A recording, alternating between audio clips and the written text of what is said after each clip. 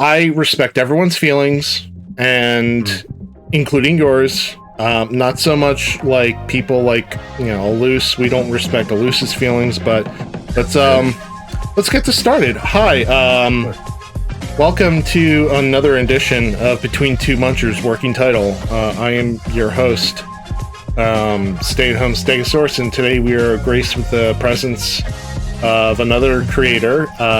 Their name is Mars. Mars, hello, welcome. Hi, thank you for having me. It's good to be here. Is there ever going to be a non-working title? Do you think they'll eventually just accept the title for who they are?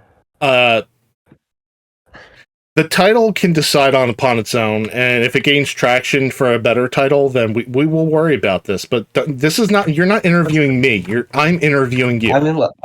That's totally fair. Yeah. Don't question me. This is my thing. All right. You're the interviewee. I'm the interviewer. Wait, is that how the word? Yeah. Okay. So first off, why Mars, not Venus or Mercury or Jupiter? I don't know. I wanted to keep my initials, so that was sort of the rationale. That's okay. Fine. That's fine. So I'm like Metro Man, changing his name to Music Man. That way I can keep my logo. That is actually smart. Okay, I can get behind that. Fair enough. The first real question. What brought you into SMW of all things? Well, played a lot of Mario 3 as a kid. I don't think I ever beat it, but I had a lot of fun trying, and I was like that style of retro Mario game. My only interface with Mario World at the time was like playing Flash games and the like, as well as a bit of Mario Maker, until and this is maybe a little embarrassing, but the first time I saw Mario World ROM hack was watching MatPat save state through Kaizo 1 on a live stream in 2015.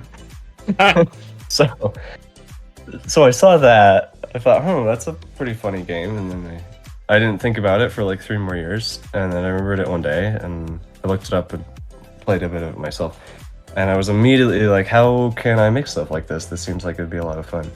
So I downloaded Lunar Magic, started making levels of my own.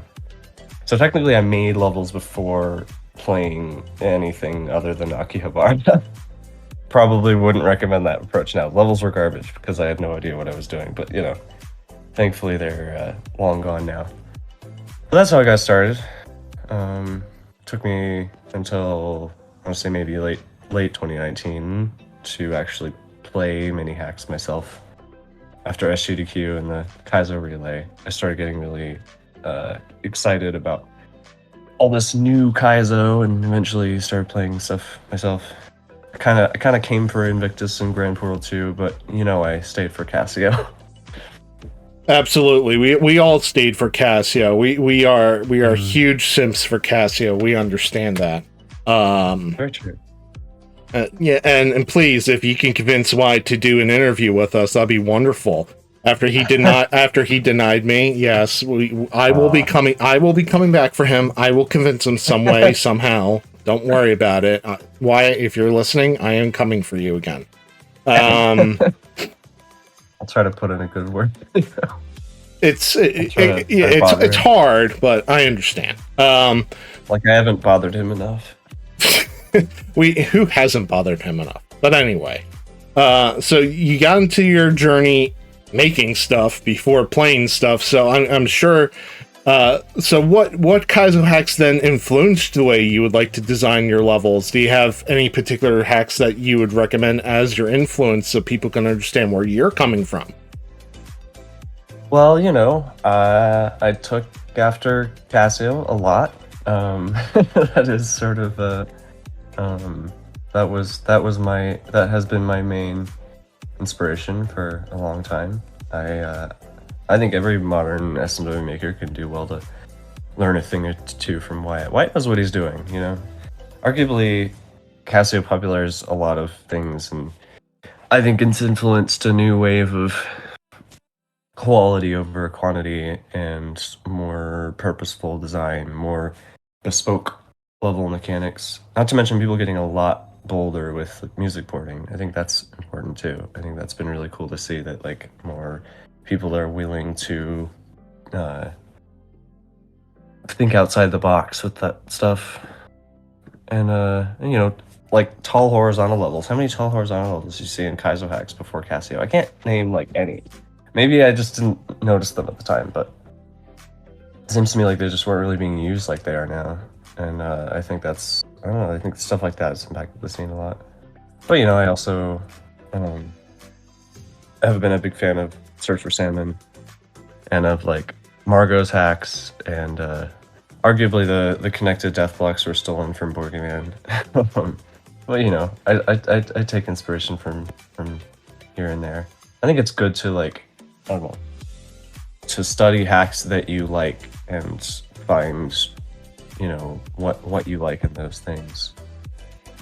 No, I completely agree with you. I mean, that's how we get our influences. And since you've been getting your influences, you have released, I would say 2.5 hacks, because that one of the hacks was a level from a hack, if I remember correctly, right? From Transliberation. Well, I mean, sort of. 2 of them were really just like extended levels. You know, more. I would say that I don't know. Yeah, like 2.5 is probably fair. Have you ever thought of making something people would want to be able to beat? Well, I made Oops All Fortresses, which is, you know, too short, but plenty easy. Right? So that is true. That is true. Yes. And I can appreciate that. So yeah, you have Transliberation Forever, and you did Oops All Fortresses, which is another. I promise I will get to it. I promise. I'll make time in my schedule for this stuff. But are you planning on anything for KLDC for this year, or you're just going to be enjoying what people are releasing? Well, I don't know to what degree I'm supposed to tell you, but you know. Like, I know what anyone's going to be releasing. I don't know. Yeah, I am. Yeah, I am. I'm excited about that, actually. After years of hiding from contests, I'm fairly confident that I'm going to enter this year. I am looking forward to whatever you release. Don't worry, I will be eventually trying to guess what everyone's levels are. And I'm just looking forward to just playing these levels. Look, the greatest thing to come out of being a judge is I don't have to make something for judges. So there's no pressure on me. I just get to beat a pressure. True. Yeah, must be nice. It's very nice, trust me. So another question I had for you, now that you've gotten your experience with SMW, ROM hacking and such, if someone new would come to you with looking for advice, what kind of advice would you give to a new ROM hacker in this community? Well, like I said earlier, I would say that it's good to study the work of others and find what you like in that and figure out like what sort of speaks to you. And in general, play a lot of SMW. The more you play the game, the more natural it will become to make engaging levels. People will say that like once you become good at the game, you'll only be able to make hard obtuse stuff, but that's not true. More experience, in my opinion, always leads to better understanding of what it is you're making. Like I think that accidental, unbalanced difficulty only comes from inexperience, or when a maker isn't paying attention or really engaging with it as a player. But also, like, you know, if you do ever feel unconfident about how your stuff is shaping up, then, you know, find testers who comprise your target audience. Find the specific kinds of players you're trying to speak to with your hack and see what they have to say.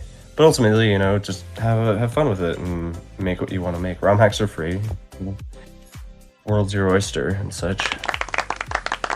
That's some pretty solid advice. And definitely, I agree with making sure you have playtesters that understand that your philosophy of level creating really does help out with making sure that your image is going to be portrayed properly within your work. Yeah, you just need to find playtesters who will enable you as much as possible. Yeah, and that's easy. Just go to Kona. So, exactly. So, works for me. Do you have any plans for any new work coming out? A new hack, perhaps? Anything else that might be in the horizon? I thought maybe a Noob Soulforts redesign or like something like that. Something that maybe, because I think Guildforts is just kind of a little bit, it's very small and there's not a ton of variety, and I kept it single screen and I think that was a mistake. But outside of KLDC spoilers, I don't really have much going on. I put the Transliberation sequel, Believe It or Not, Mario is Gay, on hold for now, for at least next few weeks, but eventually I'll go back to that. Wait, to make some weirder shit. Wait, that's the lore now, that Mario is gay? I didn't know that. Yeah, that's the name of the hack. Believe it or not, Mario is gay. Oh, okay. Look at me. I mean, I'm just being ignorant. So it's like the David Lynch meme. Believe it or not, God is gay. Elaborate on that. No. Fair. Yeah, fair. Well, that. Are we allowed to bring our own visual aids? I don't. I mean, it's on screen. I see it. That's perfectly fine. You can post whatever you want. It's it's here for people to see if they want to see it. But yeah. So I appreciate the time that you were able to take to do this. I hope to see more work from you in the future. And I will promise to eventually get around to playing your hacks. I promise. Don't worry. I'm not avoiding them like the plague, like everyone else's hacks. I just want to make time for everyone equally. Everyone's equal. So, hi. This is just added clip in here. Who was your other biggest inspiration? You were saying this is very important. I forgot to mention Jonah and Kono as my biggest inspirations. That's a very important part of that. I think, shout outs to them. Okay, remember, guys, Mars forgot about you, but he remembered, so you're safe now. Okay, good. We're good. Good. Okay, cut it. Again, thank you again, and until next time. All right. Yeah. Thank you for having me. Yeah. Appreciate it.